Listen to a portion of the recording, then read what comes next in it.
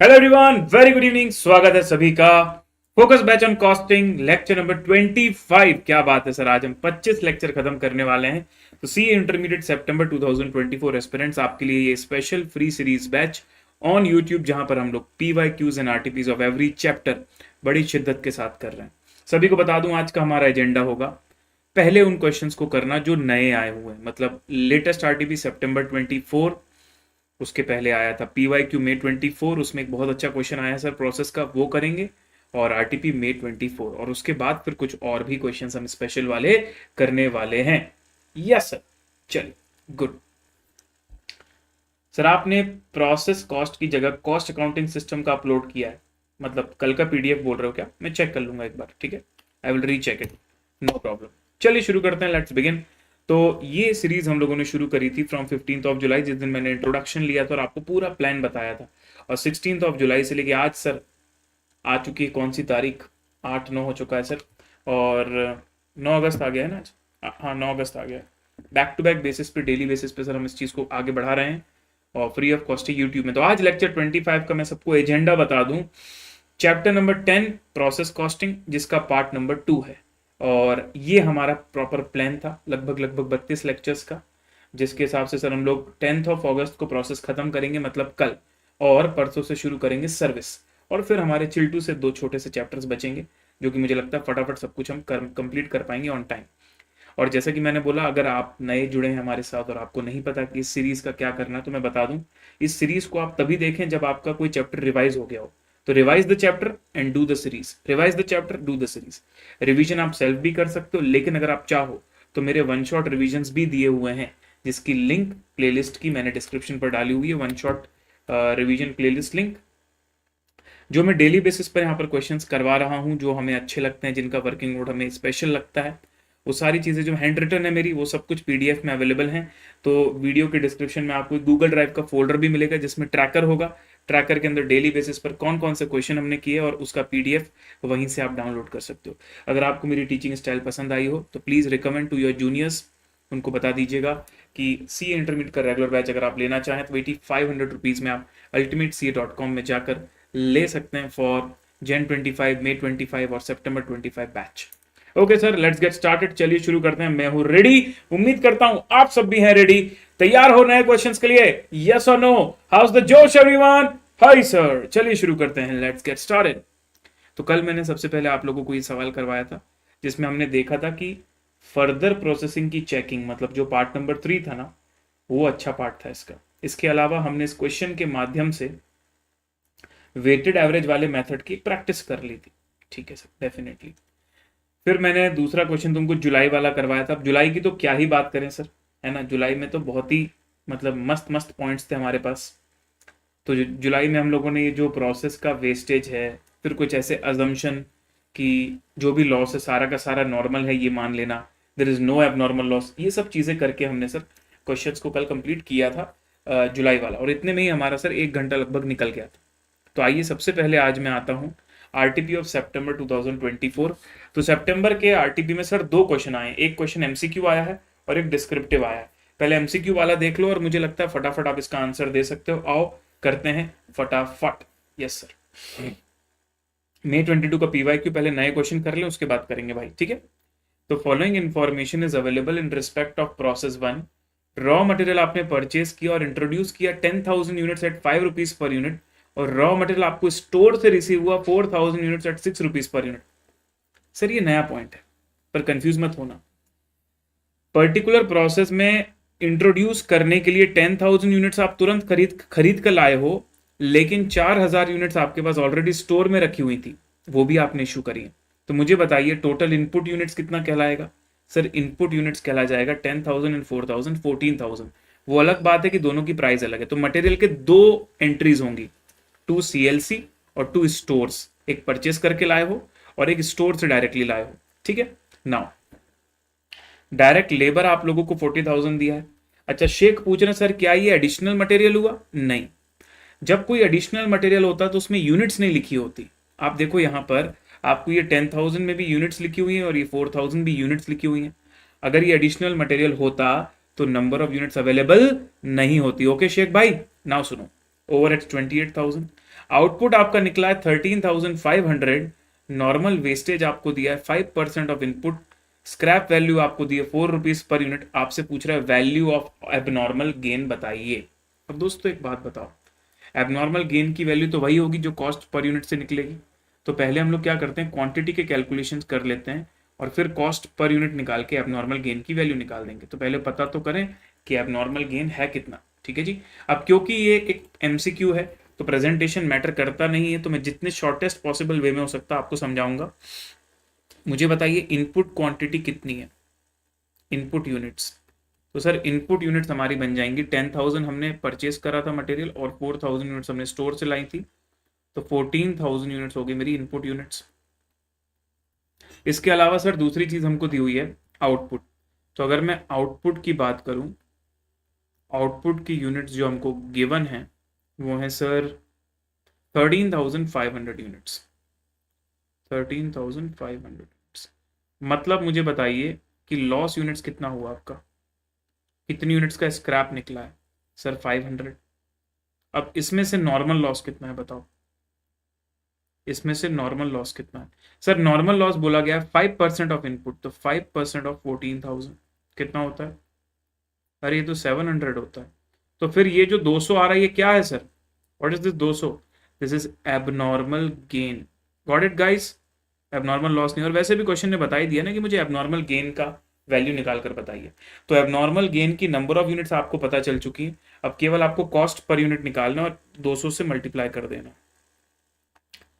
Cost per unit कैसे निकालते हैं सर, ये 10,000 यूनिट्स का मटेरियल आया है 5 रुपए का, मतलब 50,000 का मटेरियल आपने खरीदा है, प्लस ये 4,000 यूनिट्स ऑफ मटेरियल आपने इशू करवाया है 6 रुपीज के रेट से, तो 24,000 का भी मटेरियल है आपके पास। वेजेस की बात अगर मैं करूं तो वेजेस आपको 40,000 दिया हुआ है। ओवरहेड्स की अगर मैं बात करूं तो ओवरहेड्स आपको 28,000 दिया हुआ है। इन सब को जब आप डिवाइड करोगे टोटल इनपुट यूनिट से, तो इनपुट यूनिट से 14,000 और उसमें अगर आप नॉर्मल लॉस यूनिट्स माइनस कर दोगे, तो बॉयज एंड गर्ल्स जल्दी से मुझे कॉस्ट पर यूनिट सभी बच्चे बता दें ताकि मैं फटाफट आगे बढ़ सकूं। तो सर ये हो जाएगा 50,000 plus 24,000 plus 40,000 plus 28,000 which is 1,42,000 divided by 13,300, 106 10.67, 4 decimal तक ले लें 67, 10.6767। तो एबनॉर्मल गेन की वैल्यू क्या आएगी, तो एबनॉर्मल गेन की वैल्यू होगी 200 यूनिट्स इंटू 10.6767। तो जो मेरे पास कैलकुलेटर में दिख रहा है उसमें सीधे 200 मल्टीप्लाई कर देता हूं तो आ जाएगा 2135.338। है क्या ऑप्शन में, नहीं आ रहा, कुछ गड़बड़ गड़बड़ तो नहीं कर दी हमने। 50,000 हमारा मटेरियल ये वाला है, 4 6 24 ये वाला है, 40,000 हमको दिया हुआ है सर लेबर और 28,000 हमको दिया हुआ है ये दिस थिंग। 14,000 हमारा इनपुट है, 14,000 का 5% मतलब होता है 700, तो 13,300 हमारा ये निकला हुआ। अच्छा नॉर्मल लॉस की स्क्रैप वैल्यू लेना भूल गया मैं, अरे ये मिस्टेक नहीं करनी है सर। तो नॉर्मल लॉस है हमारी 700 यूनिट्स और नॉर्मल लॉस की स्क्रैप वैल्यू निकलेगी 700 इंटू 4, तो 2800 वो भी हमको माइनस करना पड़ेगा इसमें से। तो 50,000 24,000 40,000 28,000 और ये जो 1,42,000 आ रहा है इसमें scrap value of normal loss minus करोगे 2800, 139 200 13 300 दिया जाएगा 10.46616, इस तरीके से कुछ आ रहा है।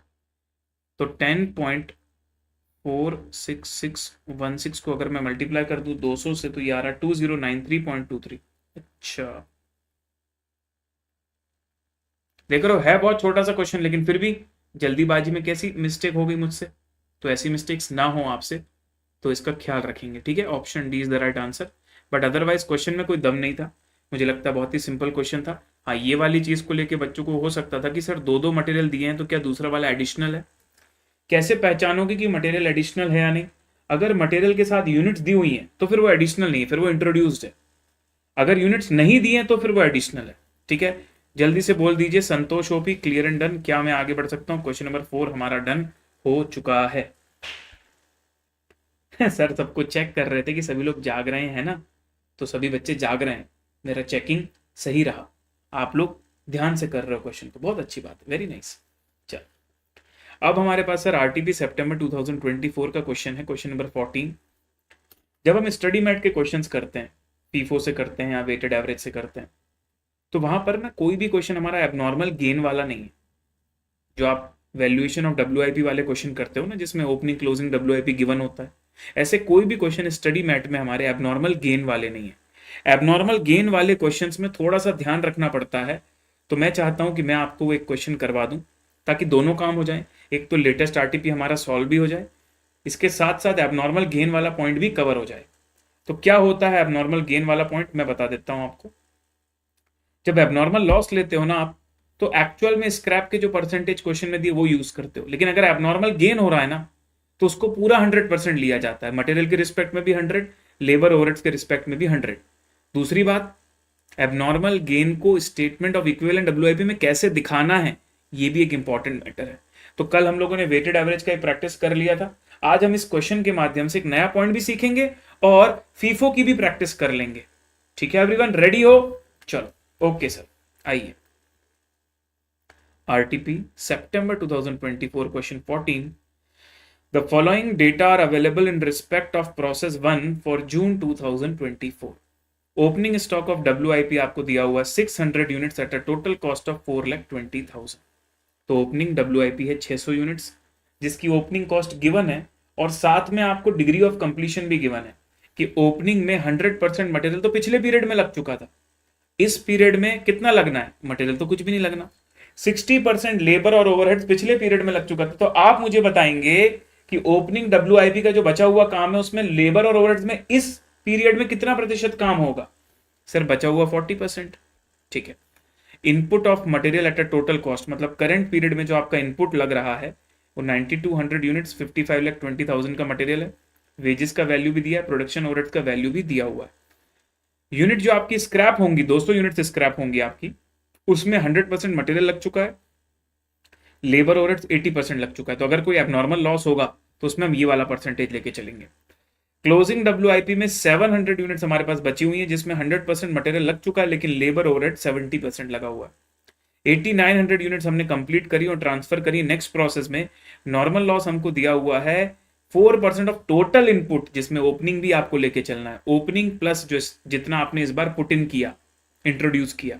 स्क्रैप वैल्यू भी दी हुई है, तो ध्यान रखिएगा 60 रुपीज स्क्रैप वैल्यू। अब आपको इक्विवेलेंट प्रोडक्शन निकालना है पहले, फिर कॉस्ट पर इक्विवेलेंट यूनिट निकालना है, उसके बाद फिर एबनॉर्मल लॉस की वैल्यू, क्लोजिंग डब्ल्यूआईपी की वैल्यू, यूनिट ट्रांसफर्ड की वैल्यू, तीनों बातें निकालना है। मतलब फुल फ्लेजेड क्वेश्चन है सर हमारे पास। किस चीज का? फीफो मेथड का फुल फ्लेजेड क्वेश्चन। और फीफो में अच्छा सीखने को रहता है सर।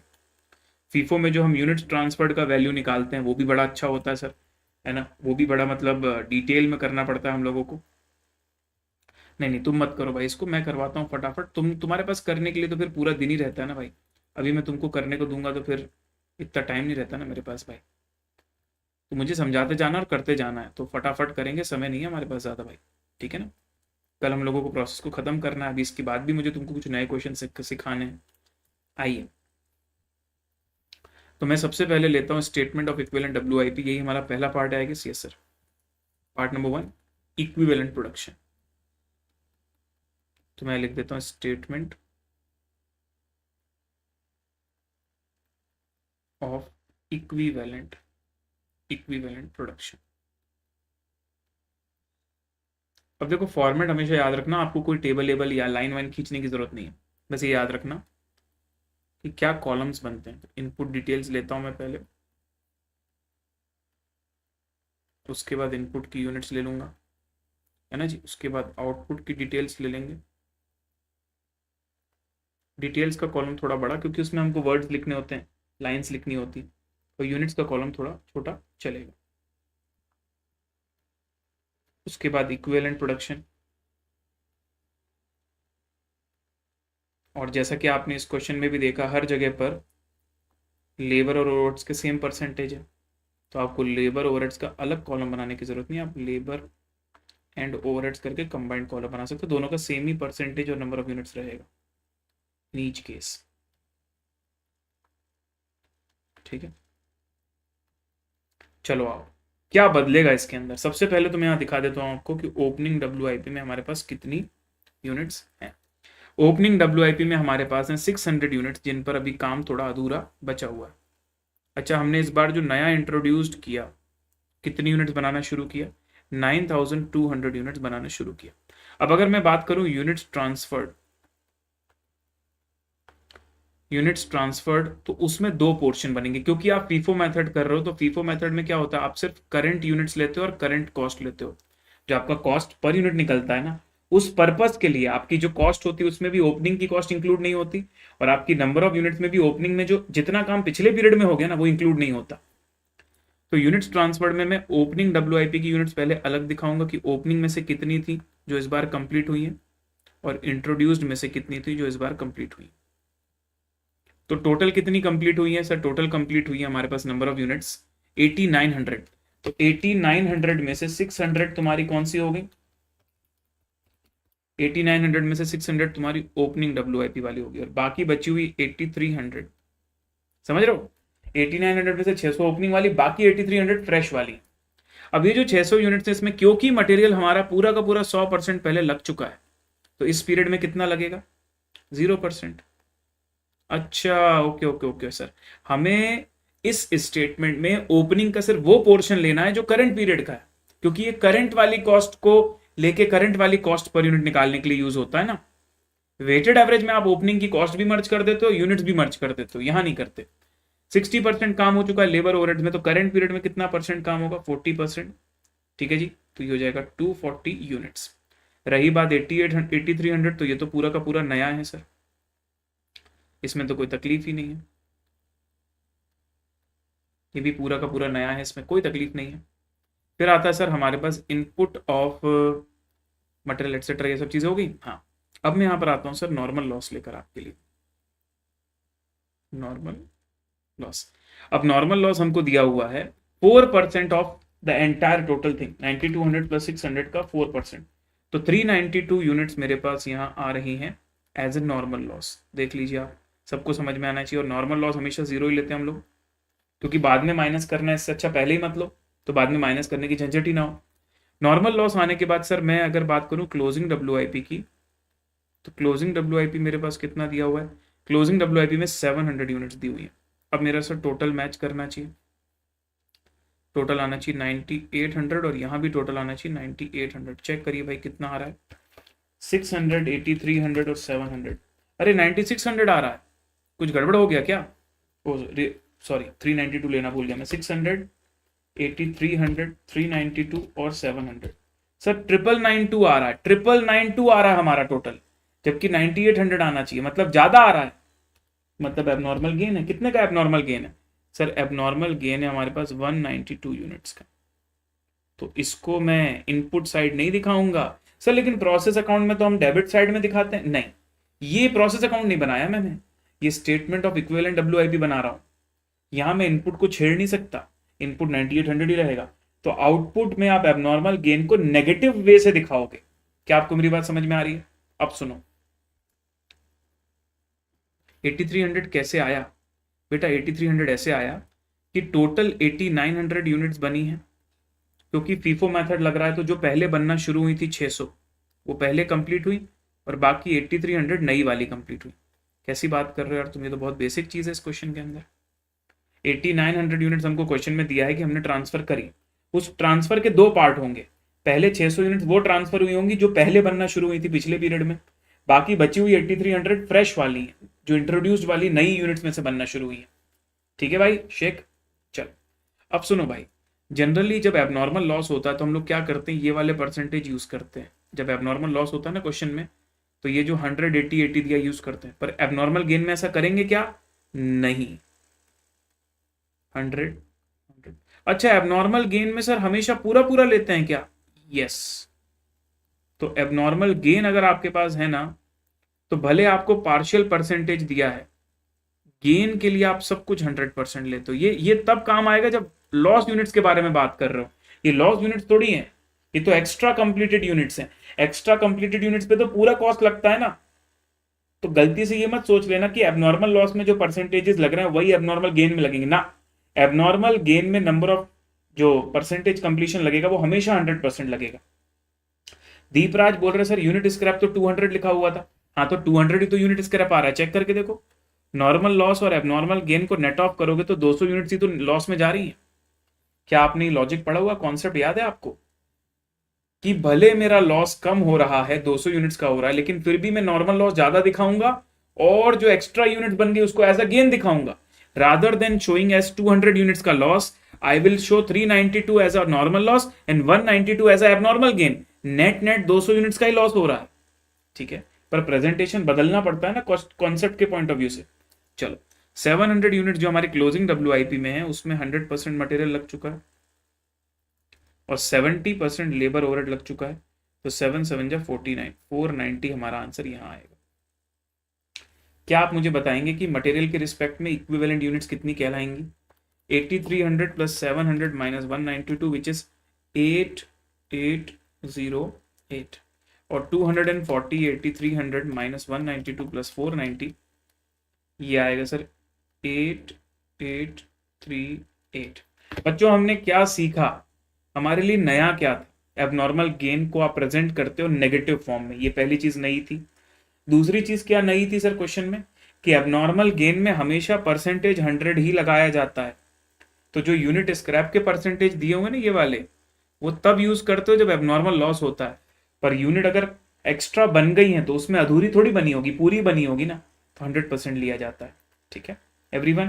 क्या ये एबनॉर्मल गेन समझ में आया और क्या ये एबनॉर्मल गेन को नेगेटिव क्यों दिखा रहे हैं? ये दोनों बातें क्लियर हैं तो संतोष ओपी कर दो, फिर मैं क्वेश्चन को नॉर्मली आगे लेके जाऊंगा, ठीक है। कॉस्ट पर इक्विवेलेंट यूनिट, तो अब मैं बना रहा हूं सेकंड स्टेटमेंट पार्ट नंबर 2 के कैलकुलेशन के लिए। Statement of cost per equivalent unit, बहुत बढ़िया।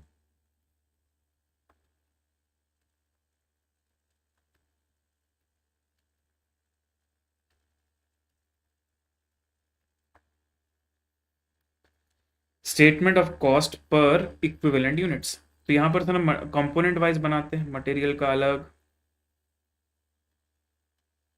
इसके बाद लेबर का अलग, ओवरहेड्स का अलग, और फिर टोटल का एक और कॉलम बना देते हैं। अब यहां पर अगर मैं लूं सर सबसे पहले, क्योंकि ये फीफो मेथड है, तो ओपनिंग WIP और करंट को मर्ज करूंगा क्या? नहीं, सिर्फ करंट कॉस्ट लोगे। अच्छा ओके ओके ओके, याद है कल वेटेड एवरेज किया था तो ओपनिंग की कॉस्ट को भी इंक्लूड किया था इसमें। अभी ऐसा नहीं करोगे भाई, अभी सिर्फ करंट वाला लोगे।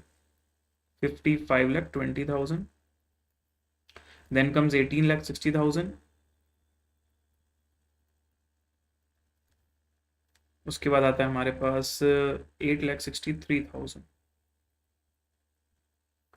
अब अगर मैं यहां पर ले लूं नंबर, नहीं scrap value of normal loss भूलूंगा नहीं सर इस बार, पिछली बार गलती कर दी थी, हर बार नहीं करूंगा। तो नॉर्मल लॉस की यूनिट्स हैं कितनी? 392, और स्क्रैप वैल्यू हमको कितना दिया हुआ है? 4 रुपीज नहीं 60 रुपीज। चलिए बताइए 392 इंटू 60 रुपीज कितना आएगा? 23,520, ये माइनस कर दूंगा मैं, ये मैंने यहाँ माइनस कर दिया, तो यहाँ कितना बचा? यहाँ आ रहा है 5496,480, बस। अब नंबर ऑफ यूनिट्स लिख देते हैं, तो मटेरियल के रिस्पेक्ट में नंबर ऑफ यूनिट्स है 8808 और लेबर ओवरहेड्स के रिस्पेक्ट में नंबर ऑफ यूनिट्स है 8838, ठीक है बेटा। अगर कोई पूछ रहा है कि ओपनिंग आपने क्यों नहीं लिया, तो बेटा आप रिवाइज करके नहीं आए हो, पहले जाइए चैप्टर को रिवाइज करके आइए। मैं यहाँ पर कॉन्सेप्ट सिखाने के लिए नहीं आया हूँ इस सीरीज में, वो तो मैंने वन शॉट रिवीजन में पूरा डिटेल में रिवाइज करवाया है। यहाँ मैं एक्स्ट्रा चीज़ें समझाने आया हूँ, लेकिन अगर आप वही बेसिक चीज़ें जो रेगुलर क्लास में वन शॉट रिवीजन में करवाई जाती हैं, अगर वही सीखने के लिए आए हैं तो आप गलत वीडियो में आ गए। You should better go for the one shot revision video. चलिए तो बताइए सर कॉस्ट पर यूनिट कितना आएगा? और 54,96,480 डिवाइडेड बाई 8808 यूनिट्स, तो 624.032।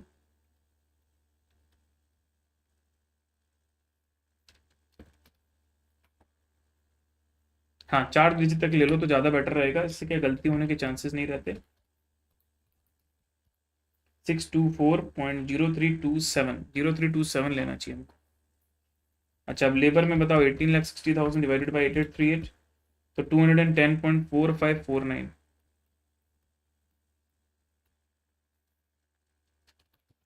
और 8,63,000 डिवाइडेड बाई 8838 तो ये आएगा 97.6465।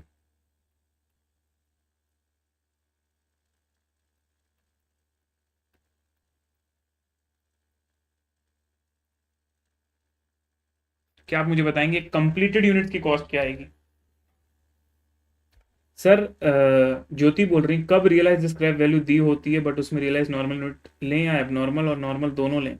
नहीं बेटा, कॉस्ट पर यूनिट निकालते समय सिर्फ नॉर्मल लॉस का लिया जाता है, एबनॉर्मल का तो अलग ट्रीटमेंट होता है ना, वो तो हम एबनॉर्मल लॉस अकाउंट बना के भी सीखे हैं, एबनॉर्मल गेन अकाउंट बना के भी सीखे हैं।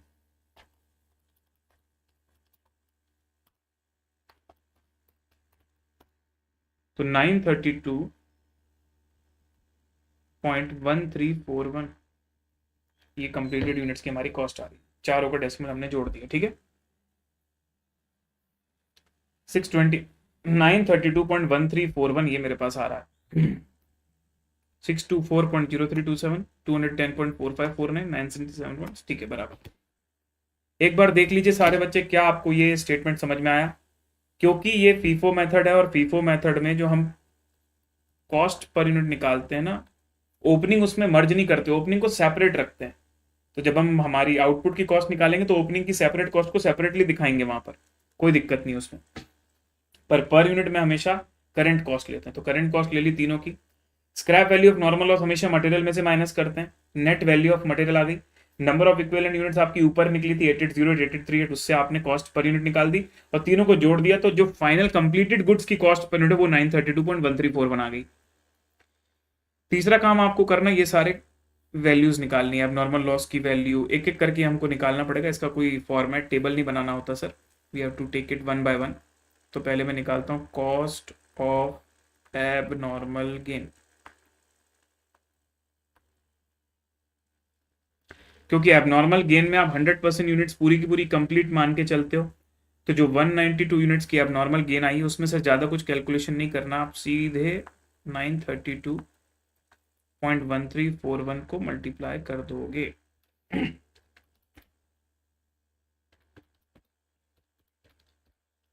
178,969, तो अब मैं राउंड ऑफ कर सकता हूँ 178,970। देखो पहले राउंड ऑफ कर दूंगा तो यहाँ राउंडिंग ऑफ का इफेक्ट बढ़ जाएगा, इसलिए पहले 4 डेसिमल प्लेस में रहने दिए, फिर जब वैल्यू आ गई जिसको फर्दर कहीं मल्टीप्लाई या डिवाइड नहीं करना है तो फिर मैं उसको यहाँ पर राउंड ऑफ कर सकता हूँ। अगली चीज है मेरे पास क्लोजिंग WIP की वैल्यू। क्लोजिंग WIP की वैल्यू में 3 चीजें आएंगी हमारे पास, मटेरियल अलग, लेबर अलग, ओवरहेड अलग। अब देखो क्लोजिंग WIP मटेरियल के रिस्पेक्ट में क्या था, लेबर और एक मिनट रुकिएगा ना दोस्तों।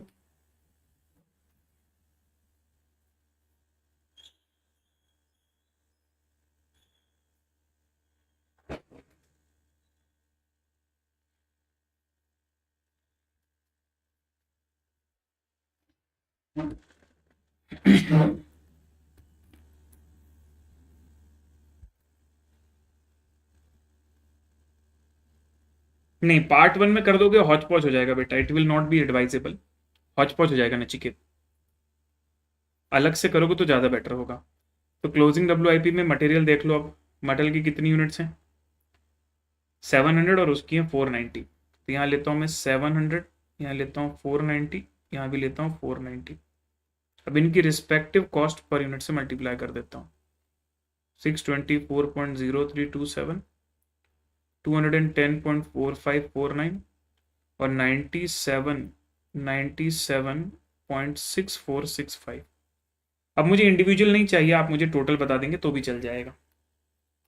700 into 624.0327 memory plus 490 into 210.4549 M plus 490 into 97.6465 M plus memory recall 587,793।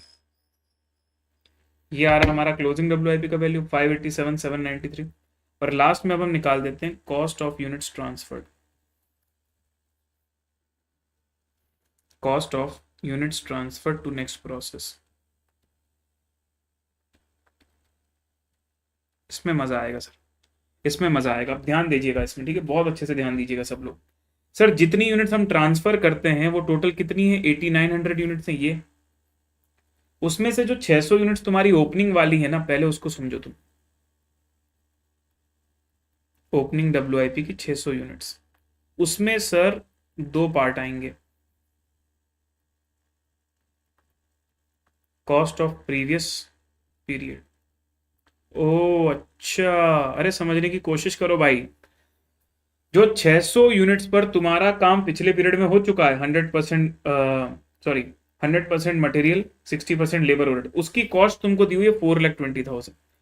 तो जो जितना तुमने ट्रांसफर किया ना, उसमें से जो 600 यूनिट ओपनिंग वाली थी, उसका जो पिछले पीरियड में काम हो चुका था, उसकी कॉस्ट है 4,20,000। ओ यस। नाउ अब जो बचा हुआ काम जो आपने करंट पीरियड में जाके कंप्लीट किया, उसकी कॉस्ट क्या आएगी? तो मैंने बोला सर देखो, करंट पीरियड में मटेरियल तो मैंने कुछ लगाया नहीं, सिर्फ लेबर ओवरहेड लगाया। हाँ जी, तो मैं ऊपर जाके स्टेटमेंट ऑफ इक्विवेलेंट WIP से देखाता हूँ कितना है, 240 यूनिट्स। तो मैंने यहाँ ले लिया 240 यूनिट्स का लेबर, तो 240 इंटू 210.4549 प्लस 240 इंटू 97.6465 लेबर और ओवरहेड कॉस्ट आएगी, वो भी 240 यूनिट्स की। तो 210.4549 प्लस 97.6465 इंटू 240, ये आ रहा है 73944। ठीक है, ये cost of the current period. इसके बाद सुनिएगा, ये तो ओपनिंग WIP की यूनिट्स हैं, बाकी बची हुई जो इसी पीरियड में इंट्रोड्यूस हुई थी और कंप्लीट हो गई, वो कितनी यूनिट्स हैं? 8300 units. Out of 8900 units, 600 units opening WIP की थी, 8300 जो इसी पीरियड में शुरू हुई और इसी पीरियड में खत्म हो गई, वो तो 100% कंप्लीट है। उसमें अलग अलग करने की जरूरत नहीं है, मैं सीधे 932.1341 मल्टीप्लाई कर सकता हूँ। ओह अच्छा, सो 932.1341 8300 से मल्टीप्लाई करेंगे, 7736713।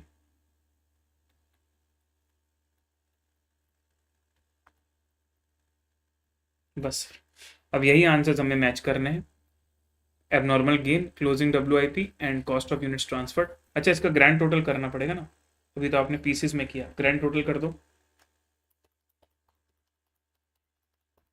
7736713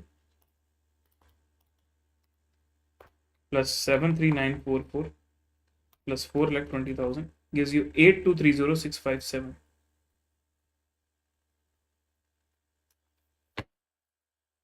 आइए सर संतोष लेते हैं।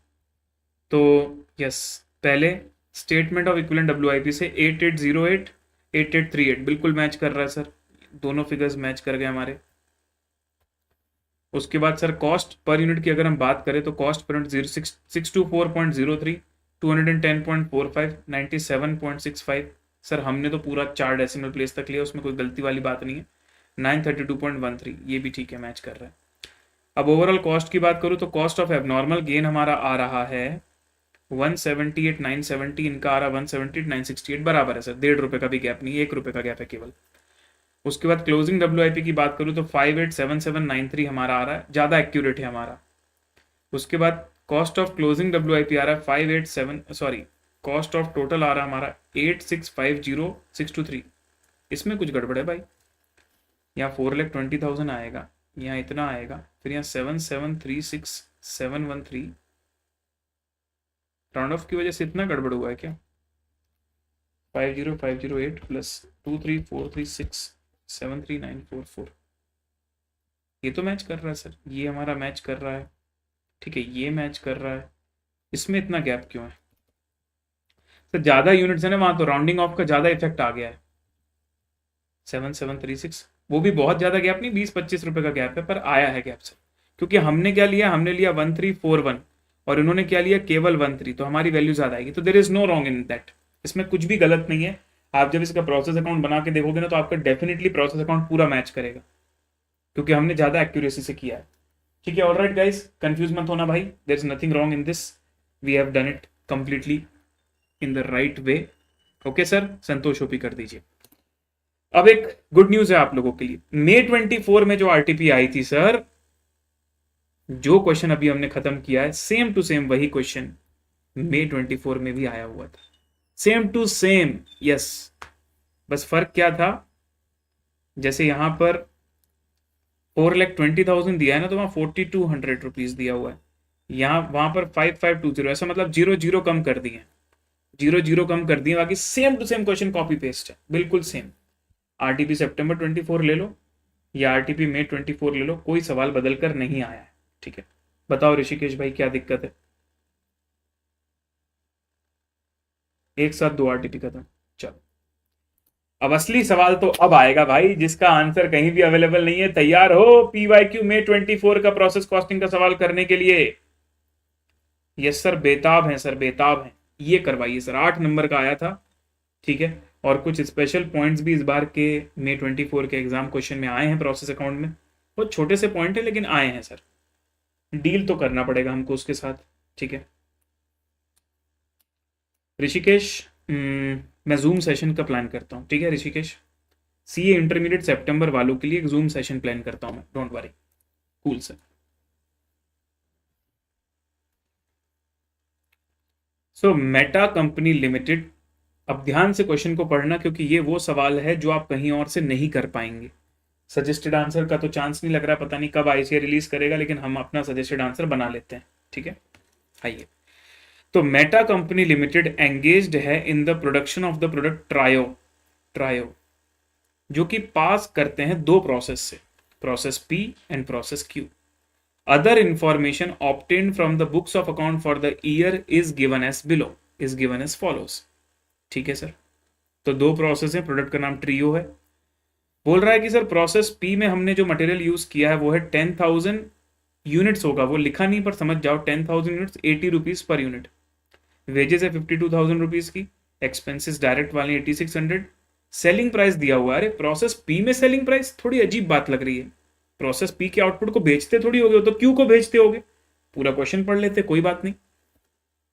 प्रोसेस क्यू में दिया हुआ है 78,000, 11,100, मतलब एडिशनल मटेरियल कुछ भी नहीं है, सिर्फ वेजेस और डायरेक्ट एक्सपेंसेस लग रहे हैं।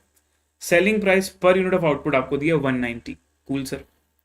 Production overheads of 3 lakh rupees are recovered as percentage of direct wages, तो ओवरहेड्स की रिकवरी रेट निकाल देंगे, टोटल डायरेक्ट वेजेस और टोटल ओवरहेड्स के हिसाब से परसेंटेज पता कर लेंगे। एक्चुअल आउटपुट हमको पहली प्रोसेस का दिया 9200, दूसरी प्रोसेस का दिया 6400। अब ध्यान से पढ़ो सर, अब मजा आएगा। बोल रहा है कि पहली प्रोसेस जो है ना, प्रोसेस पी, उसका 3/4 ऑफ द आउटपुट जो है, जितना भी टोटल आउटपुट निकला है उसका 3/4 आउटपुट आप अगली प्रोसेस में ट्रांसफर कर दोगे और बाकी बैलेंस बेच दोगे। तो जैसे केमिकल जी और जीके वाला क्वेश्चन किया था, तो वहां पर भी आपने कुछ पोर्शन बेच दिया था। डू यू रिमेंबर कि मैंने मेरा पूरा आउटपुट ट्रांसफर नहीं किया था अगली प्रोसेस में, मैंने अगली प्रोसेस में पूरा आउटपुट ट्रांसफर नहीं किया था, उसमें से कुछ पोर्शन रख लिया था बेचने के लिए, जिसको कि मैं डायरेक्टली सेल करूंगा बिना फर्दर प्रोसेस किए। बस वही वाला काम है यहां पर भी। ठीक है, बिल्कुल। The entire output of Q was sold. हाँ, लेकिन जो सेकंड प्रोसेस का आउटपुट है वो तो पूरा बिकेगा ना सर, वो तो फिनिश गुड्स ही है ना, वो तो है ही ट्रियो। जो हमारा सेकंड प्रोसेस है, जो आखिरी प्रोसेस है, उसका आउटपुट तो ऑब्वियसली बिकेगा ना, उसको तो नहीं भी लिखा होता तो समझ में आ जाता। ठीक है, उसके बाद मैनेजमेंट एंड सेलिंग एक्सपेंस, मतलब admin overheads, selling overheads during the year is 170 which are not allocable to process. वैसे भी आपको पता है ना, process account is a WIP account, WIP account में वैसे भी मैनेजमेंट सेलिंग एक्सपेंसेस आते हैं क्या? वो तो बाद में ऐड होते हैं ना, सवाल ही नहीं उठता ना सर। यहां तो हम वर्क कॉस्ट निकालने वाले हैं, प्रोसेस अकाउंट से वर्क कॉस्ट पता चलती है, टोटल कॉस्ट थोड़ी पता चलती है। तो वैसे भी कभी भी प्रोसेस अकाउंट में मैनेजमेंट और सेलिंग एक्सपेंसेस को नहीं लिया जाता, तो नॉट अलोकेबल लिखा है तो कंफ्यूज मत होना, वैसे भी नहीं लेना है। और ये सर पॉइंट इग्नोर करना है, एक्चुअली तुमको सिर्फ और सिर्फ कंफ्यूज करने के लिए दिया है कि गलती से बच्चा इसको भी कहीं ना कहीं ऐड कर दे। However it is not needed at all. ठीक है, चलो। नॉर्मल लॉस भी हमको दोनों का दिया है 6% एंड 10% ऑन इनपुट, वैसे भी ओपनिंग तो है नहीं यहाँ। The loss of process P was sold at 5, scrap value दिया हुआ है पी का क्यू का दोनों का, और बोल रहा है process P and process Q R not the responsibility centres. Actually उनको वहां प्रॉफिट सेंटर वर्ड लिखना चाहिए था, कॉस्ट सेंटर तो होते ही है ना प्रोसेस अकाउंट, तो ऐसा बोल देना कि कोई रिस्पॉन्सिबिलिटी सेंटर नहीं, गलत बात है। पर मैं इसका भावना समझ गया कि वो बोल रहा है कि भाई प्रॉफिट सेंटर मत मानना। क्यों? ये इसलिए बोल रहा है कि तुम तुम्हारे आउटपुट को ना कॉस्ट पे ही दिखाना, तुम जिस आउटपुट को बेच रहे हो ना उसको भी प्राइस पे मत दिखाना। मतलब जैसे देखो, जो मैं प्रोसेस पी से भेजूंगा ट्रांसफर करूंगा क्यू में, उसको तो कॉस्ट पे दिखाऊंगा, लेकिन जो मैं प्रोसेस पी से डायरेक्टली बेच दूंगा ना, जो मैं प्रोसेस पी से डायरेक्टली बेच दूंगा उसकी भी सेल प्राइस मत दिखाना, कॉस्ट ही दिखाना। सही जगह पे सेल प्राइस दिखाएंगे उसकी, यहां मत दिखाना। मतलब हमें इंटर प्रोसेस प्रॉफिट वाला लोचा नहीं करना भाई कुछ भी। क्या आप लोगों ने पढ़ा हुआ है इंटर प्रोसेस प्रॉफिट वाला कॉन्सेप्ट, जहां पर हम एक प्रोसेस से दूसरे प्रोसेस के बीच में इंटर प्रोसेस प्रॉफिट जोड़ लेते हैं, वो यहां नहीं करना है बोल रहा है। मतलब यहां आउटपुट को कॉस्ट पे ही दिखाना आप। अच्छा sir, got it got it got it. चलो, तो प्रोसेस पी अकाउंट बनाना है, प्रोसेस क्यू अकाउंट बनाना है, एबनॉर्मल लॉस अकाउंट बनाना है, एबनॉर्मल गेन अकाउंट बनाना है, costing P and L account बनाना है। 5 अकाउंट बनाने को बोला है भाई। दमदार सवाल, मजा आ जाएगा। आइए आते हैं क्वेश्चन नंबर PYQ में 24 में। क्वेश्चन नंबर 4 है।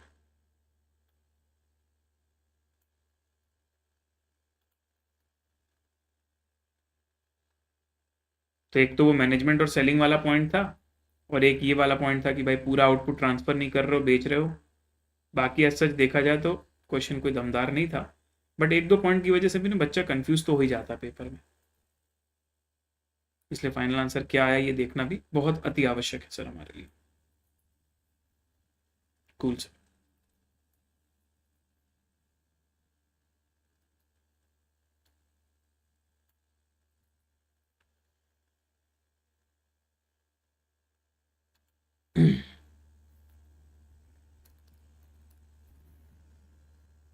अब सुनो ध्यान से, अगर तुम्हें प्रोसेस पी अकाउंट बनाना है तो तुम प्रोसेस पी अकाउंट यहां पर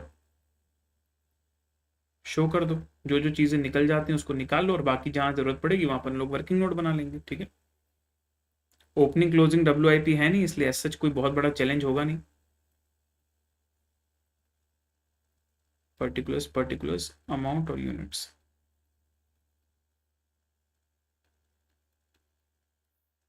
कभी भी कंफ्यूज होना तो ये मान लो भाई कि प्रोसेस अकाउंट तो एक WIP अकाउंट है। तो तुमने कॉस्ट लेजर वाला चैप्टर तो पढ़ा हुआ है, तो पता है ना तुमको कि भाई प्रोसेस अकाउंट WIP अकाउंट में कौन सी चीजें लेनी है कौन सी नहीं लेनी है।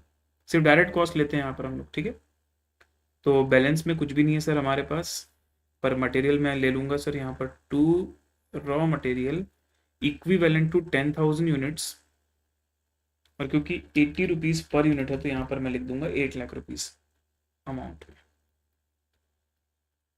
इसके बाद मेरे पास है direct wages, to direct wages में है 52,000 रुपीज। All right sir. उसके बाद हमारे पास दिया है सर डायरेक्ट एक्सपेंसेस, उसको मैं लूंगा 8,600 रुपीज। उसके बाद मैं लूंगा सर सेलिंग प्राइस। क्यों लूंगा सेलिंग प्राइस? नहीं लूंगा सर, सवाल ही नहीं उठता। फिर आता है by normal loss. Normal loss हमको दिया 6%। आइए सर, 10,000 का 6% हो जाएगा 600 यूनिट्स।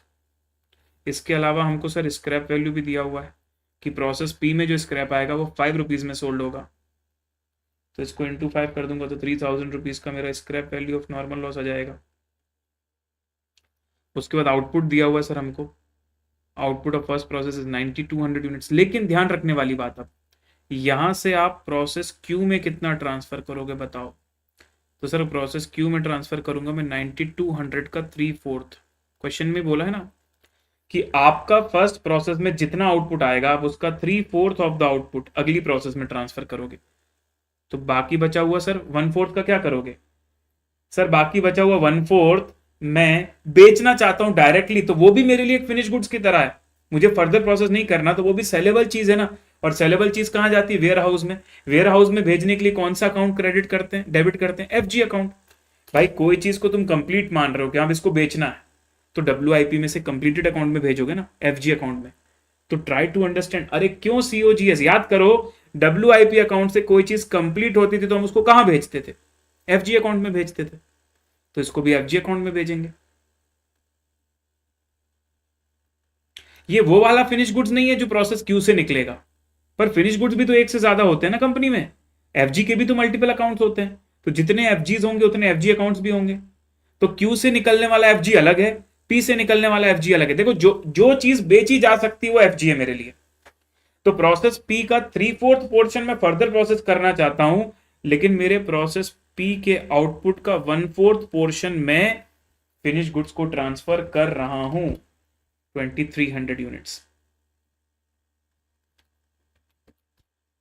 बताइए क्या आप लोगों को ये 6900 और 2300 में अकाउंट समझ में आ रहा है? क्यों जाएगा पीएनएल में? नहीं बताओ। मतलब मैं ये बोल रहा हूं कि तुम लोग नए नए तरीके सोच क्यों रहे हो? तो मुझे एक बात बताओ, तुम सभी ऑल्टरनेटिव दे रहे हो, पर क्या हम जब कॉस्ट अकाउंटिंग सिस्टम चैप्टर पढ़ रहे थे तो क्या हम रैंडमली करते थे कि कोई चीज हमारे WIP में होती थी और वो कंप्लीट हो जाती थी तो क्या हम सीधे पीएनएल में डाल देते थे क्या? नहीं ना, हर चीज का एक तरीका होता था ना कि वो FG में आता था, फिर अगर FG बिकता था तो वो COGS में या कॉस्ट ऑफ सेल्स में जाता था, फिर जब कॉस्ट ऑफ सेल्स को ट्रांसफर करते थे तब वो पीएनएल में जाता था। देखो I know that you understand कि अल्टीमेटली तो वो पीएनएल में जा रहा है, इट डज नॉट मीन कि तुम अल्टीमेटली पीएनएल में सीधे डाल दो, हर चीज का एक तरीका होता है ना।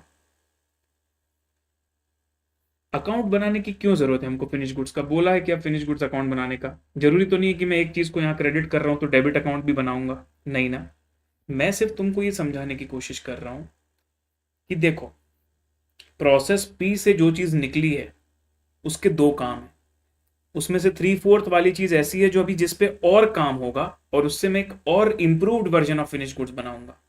लेकिन जो 1/4 वाला पार्ट में अभी डायरेक्टली मार्केट में बेच रहा हूं, कोई चीज को तुम मार्केट में बेच रहे हो तो वो क्या है तुम्हारा? Is it a finish goods? अब तुम ये क्यों सोच रहे हो कि सर इसको भी FG में डालोगे, प्रोसेस क्यू के आउटपुट को भी अरे तो FG कंट्रोल अकाउंट है ना, FG भी तो एक से ज्यादा होते हैं। मैं मेरे वेयर हाउस में दो टाइप की चीजें रखता हूं, एक चीज ऐसी रखता हूं जो 130 की बिकती है और एक चीज ऐसी रखता हूं जो 190 की बिकती है। तो इसमें क्या प्रॉब्लम है आप लोगों को? एक कंपनी ने अगर अपने एक से ज्यादा प्रोडक्ट बना के रखे, एक उनका सेमी फिनिश्ड प्रोडक्ट भी मार्केट में बिकता है, एक फुल्ली फिनिश्ड प्रोडक्ट भी मार्केट में बिकता है, तो तुमको क्या तकलीफ है भाई? 130 में बिक रहा है ना वो चीज, तो मुझको फिनिश गुड्स में रखने दो ना, मुझे वेयर हाउस में भेजने दो ना उसको। Why you have issue when I am sending it to my warehouse? तो भाई without any doubt, without any confusion, have you understood now कि प्रोसेस जो प्रोसेस P का आउटपुट निकला हुआ है, जो अगले प्रोसेस में ट्रांसफर नहीं हो रहा, जो डायरेक्टली मार्केट में बेचेंगे, अब डायरेक्टली मार्केट में बेचेंगे मतलब वो एक फिनिश गुड्स है मेरे लिए, ठीक है? तो FG अकाउंट में डालूंगा मैं उसको। ओके, हाँ थैंक यू सो मच यार शुगर।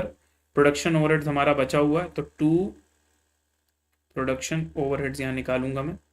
अच्छा, प्रोडक्शन ओवरहेड्स के लिए ना हमको थोड़ा सा वर्किंग नोट बनाना पड़ेगा, तो 5-6 लाइन छोड़ के मैं नीचे वर्किंग नोट बना लेता हूँ। Rate of absorption of production overhead, पढ़ो बेटा क्या रेट लिखा हुआ है।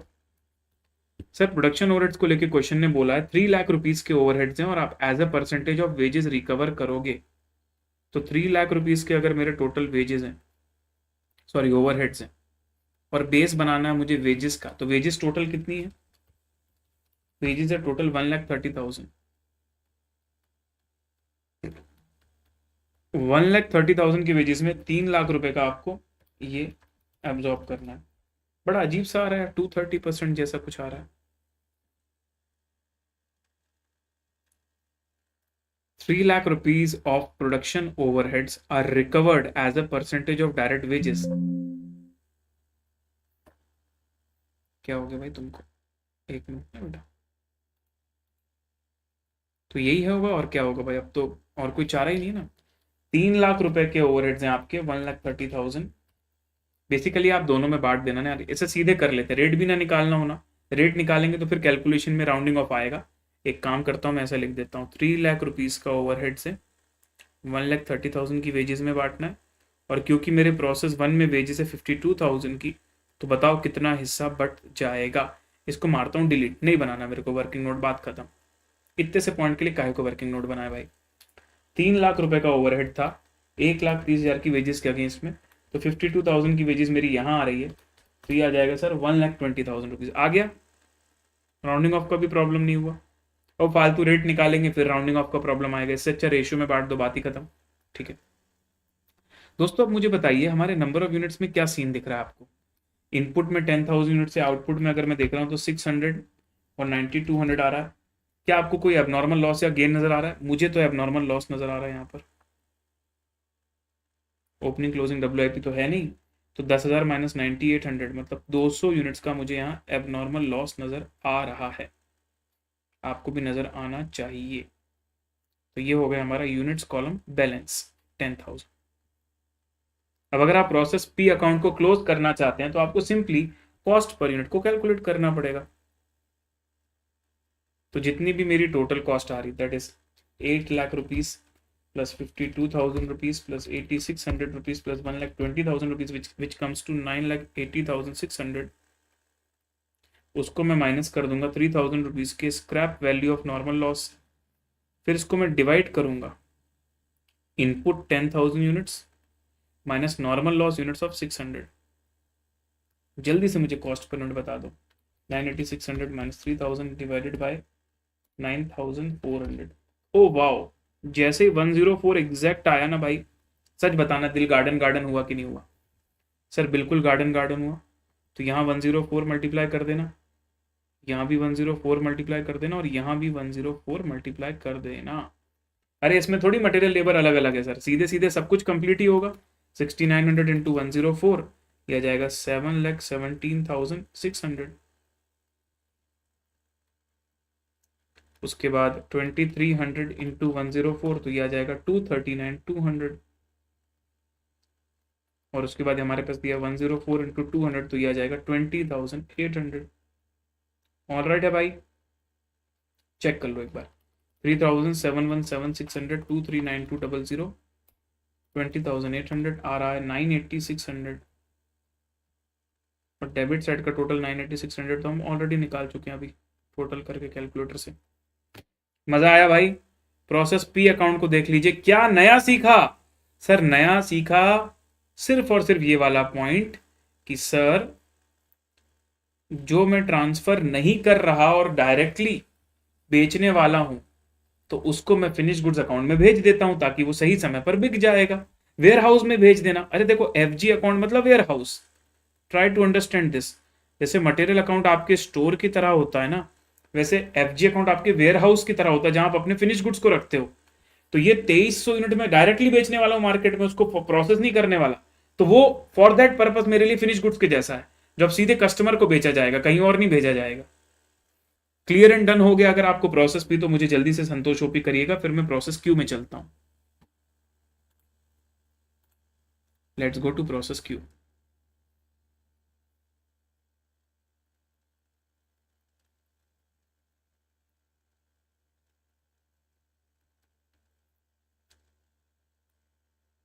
प्रोसेस क्यू अकाउंट में जब हम आए सर तो यहां पर हमारे पास है पर्टिकुलर्स,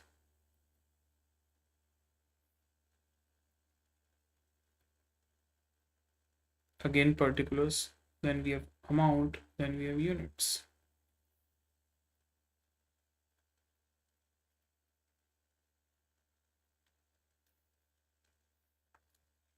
अब अगर मैं प्रोसेस क्यू की बात करूं तो सर सबसे पहले मुझे आएगा टू प्रोसेस पी अकाउंट, जहां पर मैं उठा लूंगा यहां से चीजों को 6,900 और 6,900 को 104 से मल्टीप्लाई करता हूं तो 717,600। एडिशनल मटेरियल कुछ भी नहीं लग रहा है, वेजेस लग रही है सर 78,000 रुपीज की। डायरेक्ट एक्सपेंसेस हमारे लग रहे हैं 11,100 रुपीज के। उसके बाद अगर मैं बात करूं सर टू प्रोडक्शन ओवरहेड्स, इसको भूलना नहीं भाई हमको, 3 लाख अपॉन 1,30,000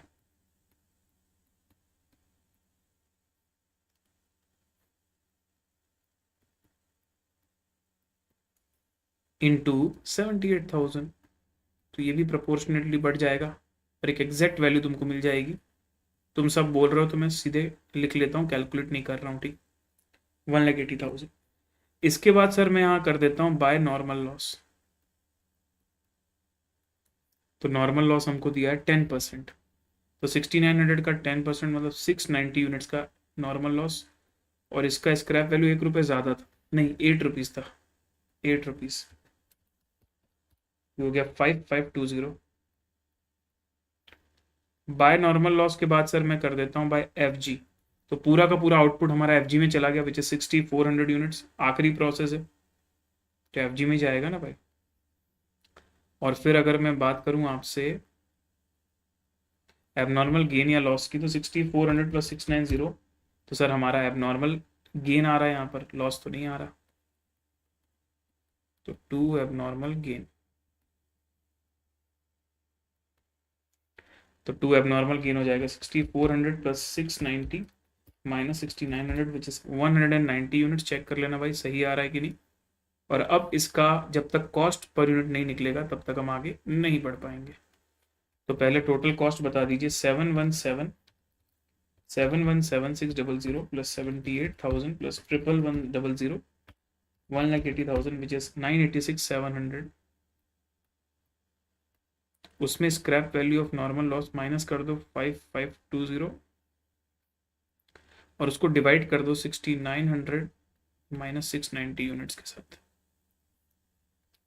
तो 986,700 minus 5520 divided by 6900 divided by 158 आ रहा सर मेरा। वापस 158 देखते सर दिल खुश हो गया वापस से। तो यहाँ पर भी एट द रेट ऑफ 158 सीधे निकाल देंगे और यहाँ पर भी एट द रेट ऑफ 158 सीधे निकाल देंगे। तो फिनिश गुड्स की कॉस्ट आ जाएगी 10,11,200 और यहाँ पर आ जाएगा 190 इंटू 158 विच इज 3,0,020।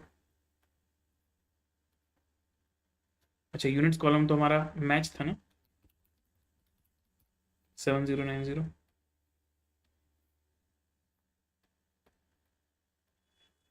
और यहाँ आ जाएगा 986,700 प्लस 3,0,020 1,016,720। आप क्रेडिट साइड में भी चेक कर लो टोटल। तो 5520 प्लस 1,011,200 1,016,720।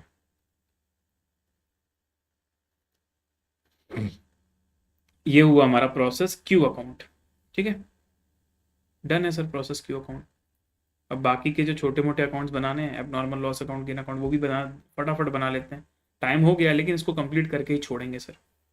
वैसे तो तुम लोगों को मैंने सिखा चुका हूँ और I guess one shot revision में भी मैंने बहुत डिटेल में बताया एबनॉर्मल लॉस अकाउंट कैसे बनता है, क्यों बनता है, इसका रीज़न भी बताया। तो इसमें आएगा टू प्रोसेस पी अकाउंट।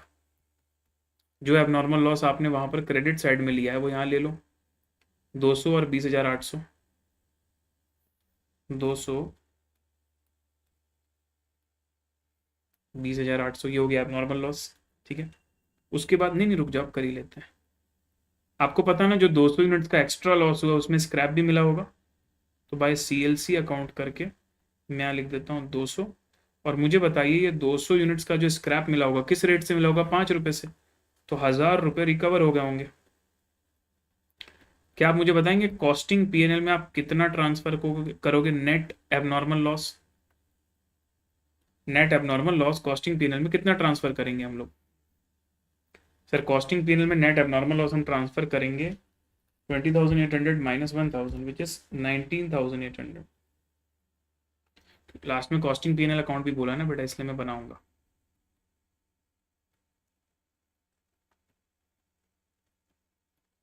अब गेन में क्या होगा सर, बाय प्रोसेस क्यू आएगा यहाँ कि बाय प्रोसेस क्यू 190 यूनिट से 30,020 की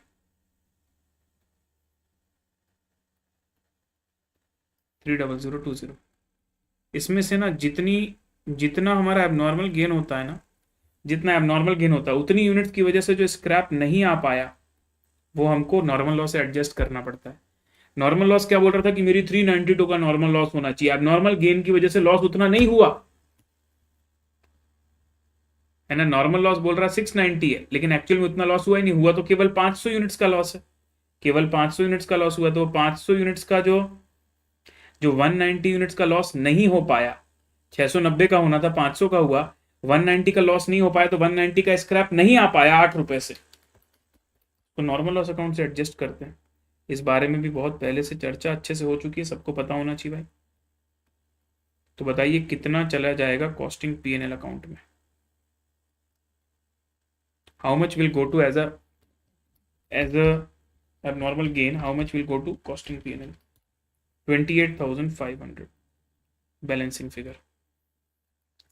क्या क्वेश्चन में मुझे सेल्स वेल्स दिया हुआ? सर सेल्स दिया तो कॉस्टिंग पीएनएल अकाउंट को मैं बना सकता हूं, आइएगा।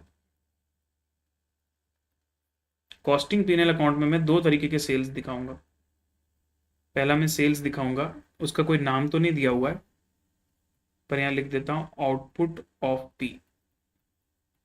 प्रोसेस पी अकाउंट का जो आउटपुट है ना सर, अरे सुनो ना, प्रोसेस पी अकाउंट का जो आउटपुट है ना, उसका सेल्स दिखाते हैं पहले हम लोग।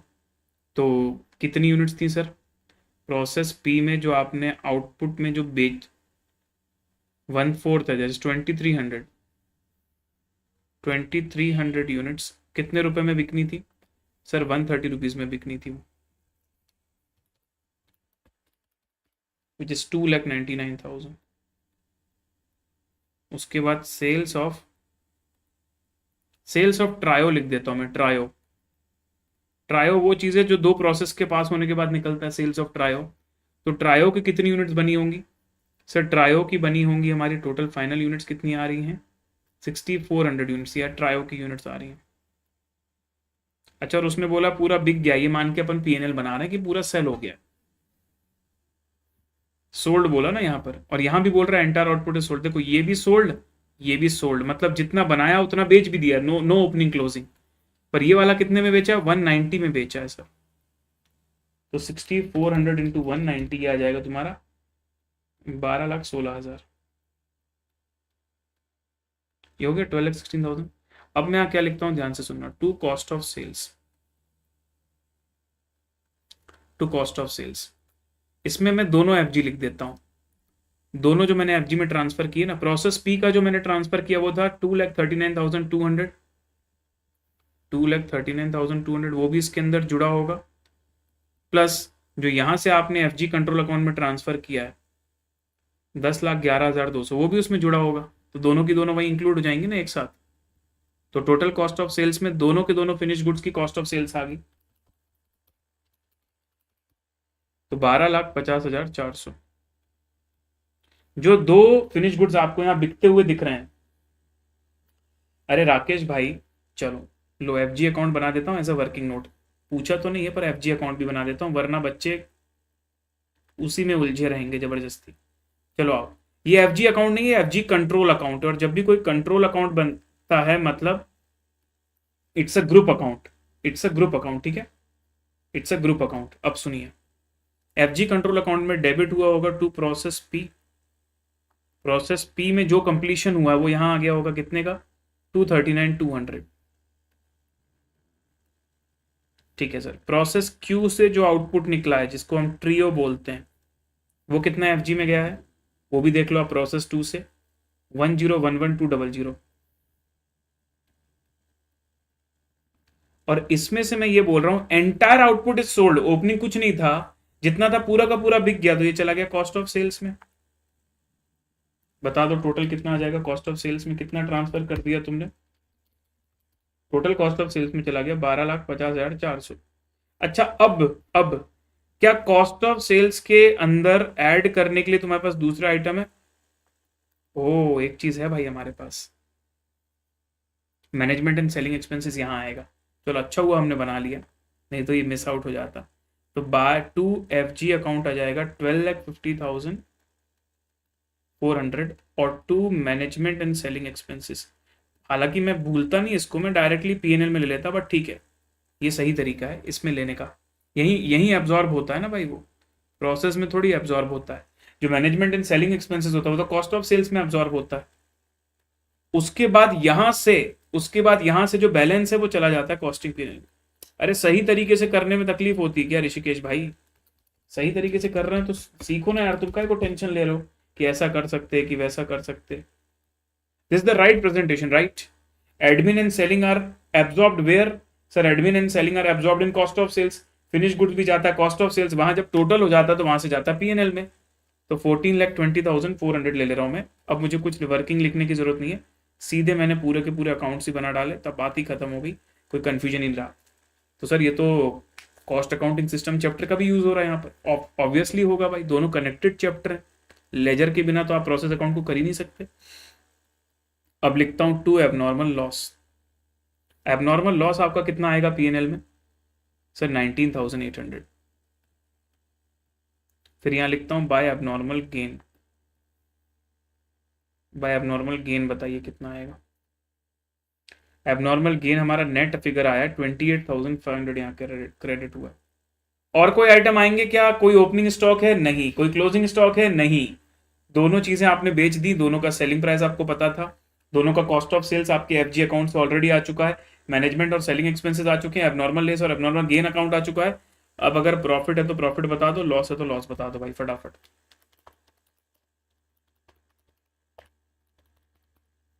तो उम्मीद तो कर रहा हूं कि प्रॉफिट ही होगा। 1,543,500 -1,420,400 -19,800, 1,033,000 का नेट प्रॉफिट। तगड़ा सवाल दिया था, 8 नंबर के हिसाब से तगड़ा सवाल दिया था। बताइए मजा आया? कैसा लगा? दिल खुश हुआ? गार्डन गार्डन हुआ? है भाई, लेवल वाला सवाल है, अमेजिंग क्वेश्चन है। ठीक है, लर्निंग आउटकम्स थे सर, लर्निंग आउटकम्स थे एफजी अकाउंट। एफजी अकाउंट हमारा लर्निंग आउटकम था कि हमको एफजी अकाउंट में डालना प्रोसेस पी का आउटपुट। उसके बाद फिर दूसरा लर्निंग आउटकम गेन अकाउंट और लॉस अकाउंट तो आपको ऑलरेडी आता था, वो तो हम लोग क्लास में करते ही हैं। दोनों की सेल्स दिखानी मुझे यहाँ पर, क्योंकि दोनों ही मेरे फिनिश गुड्स है तो दोनों सेल्स में आएंगे। कॉस्ट ऑफ सेल्स अकाउंट जो मैंने बनाया वो इंपॉर्टेंट था सर, कि उसके अंदर मैनेजमेंट और एक्सपेंस सेलिंग एक्सपेंसेस ना भूल जाए हम लोग, 1,70,000 की मैनेजमेंट और सेलिंग एक्सपेंसेस ना भूल जाएं, इसलिए वो ले लिया हम लोगों ने यहाँ पर। और एबनॉर्मल लॉस गेन वहां से ट्रांसफर करके नेट पीएनएल आ गया हमारा 1,033,000। क्या बात है नचिकेत भाई, आई रियली अप्रिशिएट यार, घूम के क्वेश्चन आया था फिर भी तुमने बिल्कुल सही किया था, वेरी नाइस, कॉन्ग्रेचुलेशन ब्रो, बहुत बढ़िया, शानदार, मजा आ गया आपकी बात को सुन के। तो आज के सेशन को फिर यहाँ पर दी एंड करें हम लोग। अच्छा लगा आपको? कुछ नया सीखने को मिला? सेटिस्फेक्शन मिला भाई कि हमारा लेटेस्ट वाला भी हो चुका है? अब कल बाकी बचे हुए सवाल हम लोग कर लेंगे और कोई दिक्कत नहीं आएगी भाई, ठीक है, आराम से बढ़िया से कर लेंगे सर, कोई दिक्कत नहीं आएगी कल। तो कल हमारा ये पूरा हो जाएगा।